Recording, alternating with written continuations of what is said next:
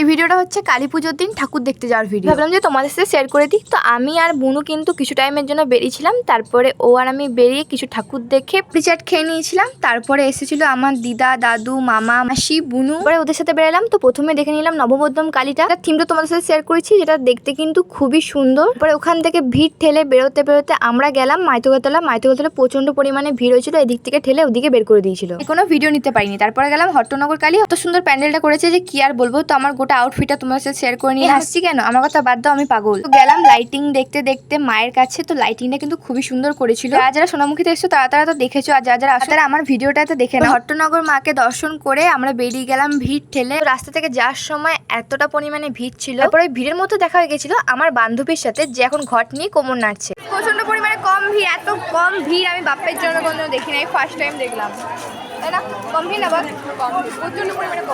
তারপর আমার মুখ বন্ধ করার জন্য দিয়ে দিল হাতে বাটি। বাটির মধ্যে পায়েসও ছিল, শুধু বাটি নিয়ে কি করবো তাই সেটার জন্যই আমি ঠাকুর দেখতে আসি। পরে দেখা হয়ে গেছিল সেই ধামসা বড় 40 ফিটের গণেশ, যেটাকে আমি 14 ফিট বলেছিলাম। এবারে আমি ঠিক কইছি 40 ফুটই বলেছি, এবার 14 ফিট বলি নাই। 6 মিনিট ব্লকের জন্য ওয়েট করো।